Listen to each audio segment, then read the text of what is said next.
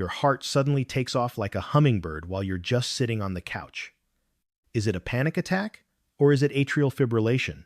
Here's the shortcut most people miss. Panic usually ramps up with a wave of worry, while AFib often flips on like a light switch. Stay with me, because in the next 2 minutes, I'll give you a simple 5-step pocket test to tell a stress surge from an irregular heartbeat, plus a tiny checklist you can save and use the next time your heart surprises you. I'm Dr. Alex. I help people over 45 take control, not panic when it comes to heart rhythm. Quick note before we start. This video is educational and does not replace personal medical advice. If you have concerns, especially new or worsening symptoms, talk with your healthcare team. And if you develop severe chest pain, severe shortness of breath, fainting, one-sided weakness, or sudden trouble speaking, call emergency services immediately. Now let's get you calm, clear, and confident. Here's the big idea that makes the difference. Think electric versus emotional. AFib is an electrical misfire in the top chambers of the heart. Panic is a surge of adrenaline driven by the brain's alarm system. Both can make your heart race. Both can make you feel breathless. But they're not the same, and they don't start the same way. Panic attacks usually have a buildup. Like a storm rolling in, you feel a thought, a worry, a body sensation, and then your heart speeds up in a steady drumbeat. AFib often starts out of the blue, like someone flipped a breaker. 1 second you're fine. The next, your heartbeat is fast and chaotic. And here's where many people get stuck. AFib can make you feel short of breath and unsettled, which can then trigger panic. That flips the script, and you start to believe the panic came first. Today we'll separate cause from effect, so you can act with control, not panic. Let's get practical right away. Here's your 5-step pocket test for panic attack or AFib. If you only take one thing from this video, make it this sequence. I'll go step by step, and then we'll talk about what to do next, so you're not stuck just guessing. First, pay attention to the start. Was it a switch or a crescendo? AFib often begins like a sudden flick of a light instant, no warning, even at rest, even when you're feeling emotionally okay. It might happen when you lie down in bed after a big meal, or the day after a few drinks. Panic, in contrast, usually has a story. There's a moment of worry, a stressor, a body sensation you notice, and your mind turns it into danger. Your heart rate then rises in a smooth, steady climb. Give yourself 30 seconds to rewind in your mind. Ask yourself 3 quick questions. What was I thinking or doing 60 seconds before this started? Did something worry me? Or did it feel like nothing and then suddenly everything? Was I at rest? Or was there a clear stress trigger? If it's a clean, sudden on without an emotional trigger, that leans more toward AFib. If it's a wavy buildup with a clear thread of anxiety, that leans more toward panic. Safe takeaway. The story of the start matters. Second, check the rhythm, not just the speed. Panic-driven heart racing is usually sinus tachycardia faster, but regular, like soldiers marching. AFib is fast and irregular, like popcorn popping without a pattern. You can do this at home. Sit down, relax your shoulders, and place 2 fingers on the pulse in your wrist or neck. Don't use your thumb. Close your eyes. Are the beats evenly spaced, or is it chaos? Count for 30 to 60 seconds. If you prefer a trick, use the finger tap test. Tap your finger on the table with each beat you feel. If your taps sound like a steady clock tick, tick, tick, that's regular. If it's tick, tick, tick, tick, tick, tick, that's irregular. Safe takeaway. Fast and regular often points to panic. Fast and irregular often points to AFib. It's not perfect, but it's a powerful clue you can use in the moment. Third, get a second opinion from a simple device. Many home blood pressure cuffs show an irregular heartbeat symbol. Some watches can flag an irregular pulse. Portable ECG devices like KardiaMobile can record a single lead EKG when you feel symptoms. Here's how to use these tools without chasing your tail. Keep the device where you sit, often end table, bedside drawer, kitchen counter. The moment you feel an episode, sit, breathe out slowly, start the device, and capture a 30-second strip. Don't keep remeasuring every minute that can fuel anxiety. Save that one reading and write the time, what you were doing, and any triggers you suspect. If your device flags possible AFib more than once, that's worth a conversation with your doctor. And if the device often shows normal during episodes and your pulse feels steady, that leans toward panic-driven sinus tachycardia. Safe takeaway: one clean snapshot beats 10 frantic checks. Before we go to step 4, if this already brought you some clarity, do me a small favor. Like this video and subscribe to Active Healthcare. It helps us reach more people who need calm, clear guidance. And comment AFib below. I'll pin a simple checklist you can save for your phone. Now, let's keep going, because the next step surprises most people. Fourth, watch how your heart responds to your breathing. Panic is driven by adrenaline. It usually responds to slow, controlled breathing within 60 to 90 seconds. AFib is an electrical storm in the atria. Slow breathing may help you feel calmer, but it often won't flip the rhythm back right away. Try this safely at the first signs of an episode. Sit tall, place one hand on your belly, and breathe in quietly through your nose for 4 seconds. Hold 2 seconds. Breathe out through pursed lips for 6 seconds, like you're fogging a mirror. Repeat for 1 to 2 minutes. Keep your fingers on your pulse. If you feel the beat settle steadily and your chest loosens quickly, that points more toward panic. If your pulse remains jumpy and uneven despite feeling a bit calmer, that leans more toward AFib. Safe takeaway: breathing tames adrenaline faster than it tames atrial electricity. Fifth, map the loop. This is where cause and effect can fool you. AFib can cause shortness of breath and chest fluttering. Those sensations can trigger fear, which then layers on more symptoms. That can make you swear it was panic up front when, in fact, AFib fired first. To break this confusion, write a 3-line timeline during or just after an episode. What was the very first thing you noticed? Body sensation, thought, or feeling? What came 5 to 30 seconds later? What happened next? If the very first domino was breathlessness or a weird, irregular thumping in your chest with no fearful thought attached, and the worry came second, AFib is a strong suspect. If the first domino was a worry or stress spike, and the heart simply followed with a steady gallop, panic is the likelier driver. Think of it like a detective board. The first clue usually tells you who's in charge. Safe takeaway: chase the first domino, not the loudest one. Put those 5 steps together, and you have a safe, practical system. Start pattern switch versus crescendo. Rhythm steady versus scattered. Device snapshot 1 useful reading. Breathing response calms panic quicker. Loop map: what came first. Control, not panic. That's the heart of this video. And here's a mini payoff you can use tonight. Put a sticky note on your nightstand that says, switch, rhythm, snapshot, breathe, first domino. If symptoms strike at night, you'll have a calm script ready instead of spiraling. Now, I promised we'd change how you think about these episodes, not just how you measure them. So, let's zoom out for a moment and talk about why AFib tends to appear like a switch and why panic feels like a crescendo. This model will also give you levers you can pull to reduce future episodes. Stay with me, because this is the part most people miss, and it can change your long-term plan. Think of AFib as a forest fire and a light switch at the same time. The forest fire is the underlying progression. The ground gets drier over months to years, the brush builds up, and a larger zone becomes primed to burn.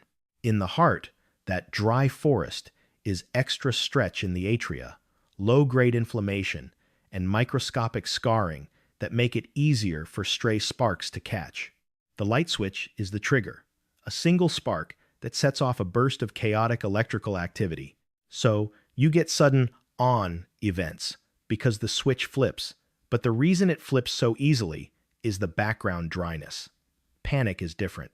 It's your brain's smoke alarm, and it often ramps as your thoughts and body feed each other for a minute or two. That difference in start pattern is not in your head. It's built into the biology. What dries out the forest, the progression? In many people, over 45, it's a handful of common, fixable factors. High blood pressure makes the atria work harder and stretch, like overinflating a balloon. Untreated sleep apnea causes nightly drops in oxygen, surges in pressure, and inflammation, literally pummeling the atria while you sleep. Extra abdominal weight compresses the diaphragm and heart area, adding stretch and reflux, which can irritate nearby nerves. Insulin resistance and diabetes feed inflammation and fluid shifts. Thyroid problems can push the heart, like stepping on the gas too hard for too long. Chronic kidney disease and mineral imbalances can disturb the heart's electrical salts. Age-related changes and prior heart strain can add scarring. This is not about blame, it's about leverage. Safe takeaway: progression drives the forest. Triggers flip the switch. So what flips that switch? Not everything you've heard is accurate. Many people blame coffee, and for some it matters, but for many it doesn't. The real heavy hitters for a lot of folks are dehydration and electrolyte dips. Alcohol, especially a few drinks the night before, a classic holiday heart, big meals with reflux, or lying on your left side soon after, and sudden stress surges. You might also notice cold drinks, very hot baths, or sprinting upstairs act like splashes on a sensitive circuit. The key is this: triggers don't explain why episodes happen more easily as the years go by. Progression does. But when you're trying to tell panic from AFib in the moment, noticing the trigger pattern helps. A switch-like start after a big meal or the morning after drinks points me toward AFib. A steady climb after a stressful phone call leans panic. Many people get this exactly backwards. Now you won't. Let me share a tiny case that ties this together. A 2-year-old retired teacher, let's call her Mary, had 3 ER visits for panic attacks at night. Every time, by the time she arrived, her heart had slowed. She was told it was anxiety. We set up a home plan. She put a blood pressure cuff by her bed and a portable ECG on her nightstand. When it struck again, she did the 5-step pocket test. Start: she was lying down reading no stress, then boom, switch on. Rhythm: irregular and jumpy on her wrist. Device: irregular flag on the cuff and a short tracing that said possible AFib. Breathing: 2 minutes of slow breathing helped her feel calmer, but the rhythm stayed chaotic. Loop map: first domino was thumping and breathlessness, worry second. She took that clean snapshot to her doctor. The next step was clear, and her plan shifted from treat anxiety to confirm AFib and address triggers and progression. Today, she still uses breathing when fear shows up, but she also treats sleep apnea, spaces out alcohol, and times her evening meals. Episodes dropped dramatically. Safe takeaway: clarity changes your path. Now, a quick reset of your attention. We just covered how to tell the difference and why the difference exists. Let's now talk briefly about what you can do over the next week to make the next episode easier to decode and possibly less likely to pop up. Then, we'll wrap with strict red flags and a fast recap so you can feel steady walking away. Here's a 7-day plan you can start safely, with your doctor's input as needed. Day 1. Build your kit. Put your blood pressure cuff or portable ECG where you can reach it quickly. Put a notepad and pen or your phone's notes app by your favorite chair and by the bed. Write switch, rhythm, snapshot, breathe, first domino on a sticky note. Day 2. Practice your pulse. While calm, find your pulse at your wrist or neck. Practice counting in a relaxed way for 30 seconds. Notice what a regular beat feels like when you're at rest. Day 3. Master your breathing. Practice the 4-2-6 breath twice that day, 1 minute each, while calm. You're building a reflex, so when adrenaline surges, your body knows what to do. Day 4. Map your triggers. In the evening, jot down your day hydration, alcohol, meals, stressors, bedtime. Circle any potential sparks, like a late heavy dinner or a stressful call. Day 5. Sleep check. If you snore, gasp, or wake unrefreshed, or if your partner notices pauses in breathing, write it down to discuss with your doctor. Consider a simple home screener or formal evaluation for sleep apnea if appropriate. Day 6. Blood pressure and salt balance. If you have a home BP cuff, Take 2 relaxed readings, morning and evening, sitting with your feet on the floor. Don't chase tiny numbers. You're looking for a pattern. If you notice big shifts or high averages, that's important to share with your clinician. If you have kidney disease or heart failure, don't change your salt or fluid plan without medical guidance. For everyone else, aim for steady hydration through the day. Day 7. Your if-then card. Write an episode plan. If my heart races, then I sit, check start, check rhythm, record one device, snapshot, breathe for 90 seconds, map the first domino, and decide if this is likely panic or possible AFib. Put that card in your wallet. Safe takeaway. Build reflexes before you need them. I want to be very clear about safety. This video is educational and not personal medical advice. Don't stop, start, or change any prescription medications, including blood thinners, blood pressure pills, diuretics, or diabetes medicines, without your prescribing clinician's guidance. If you're considering electrolyte supplements, especially potassium or magnesium, talk with your doctor first, particularly if you have kidney disease, heart failure, or take medications that affect electrolytes. Hydration is good sense for many people, but it's not one size fits all. Now, the strict red flags. If you have chest pressure or pain that is heavy or crushing, trouble breathing that is severe, fainting or near fainting, one-sided weakness, facial droop, sudden trouble speaking, or a new, severe, unrelenting headache, call emergency services right away. Don't try to diagnose on your own in those moments. Control, not panic, sometimes means calling for help. Let's circle back to a few facts that close the loop on fear. Many people worry that AFib is a straight line to a heart attack. AFib increases stroke risk, not heart attack risk in most cases, and that stroke risk can often be reduced with appropriate blood thinners when indicated. Don't guess, ask your clinician about your personal stroke risk score. Many people worry that if a watch says possible AFib, it must be a mistake or it must be forever. Neither is true. Wearables can help flag episodes you'd otherwise miss. They're not perfect, but they are useful clues.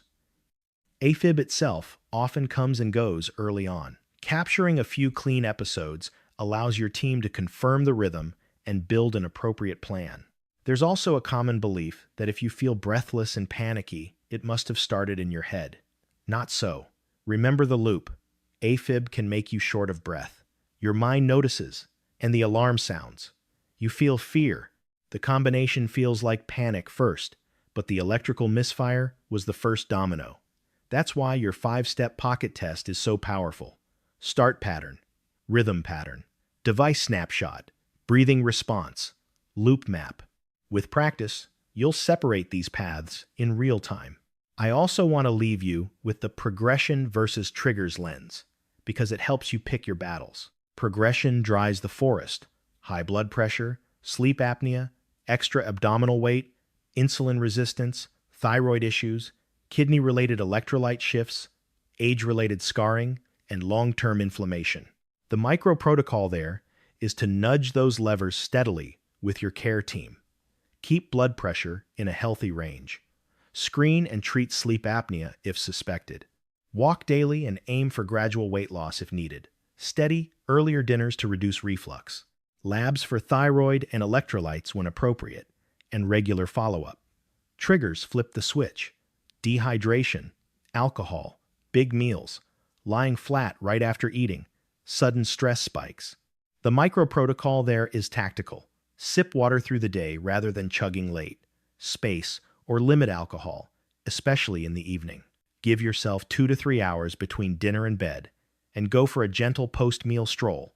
Try sleeping slightly on your right side, or with the head of the bed elevated, and use your breathing routine during stressful moments. Safe takeaway. Work the long game on progression and the short game on triggers.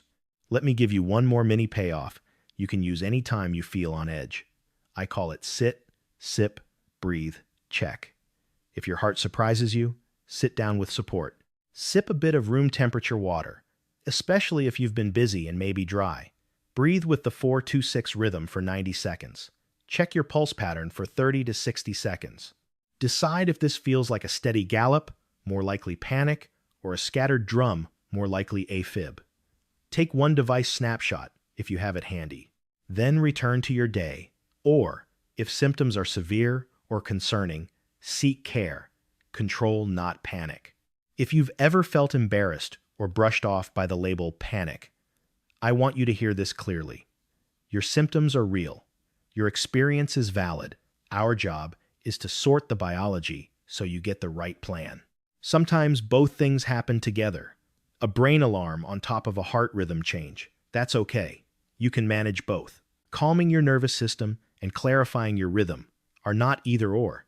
They are both and.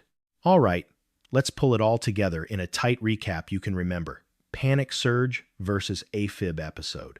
Panic tends to have a build-up and a fast but regular beat. AFib tends to flip on like a switch and feel fast and irregular. Your 5-step pocket test is your anchor. 1. Notice the start switch or crescendo. 2. Feel the rhythm steady or scattered. 3.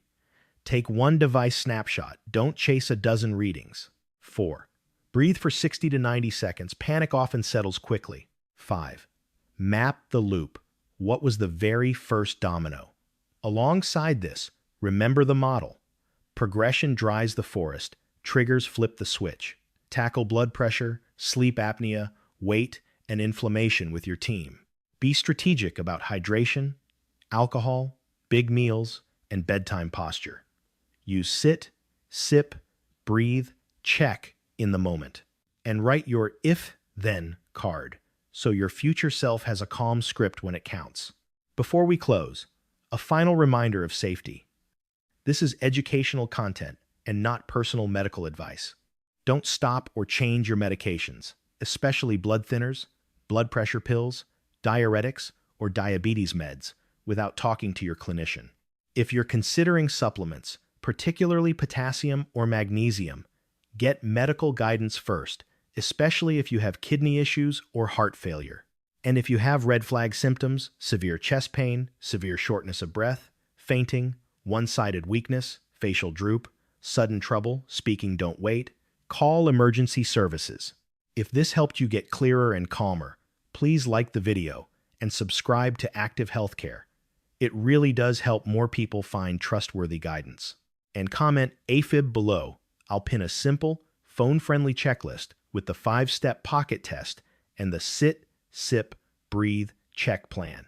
In our next video, I'll walk you through the progression versus triggers playbook in more detail, including how small daily choices can lower your episode frequency over the next few months without overwhelm. You're not powerless here. With a few practical tools, you can move from fear to a plan, from guessing to knowing, and from panic to control. I'm Dr. Alex. Take a breath. You've got this, and I'll see you in the next one.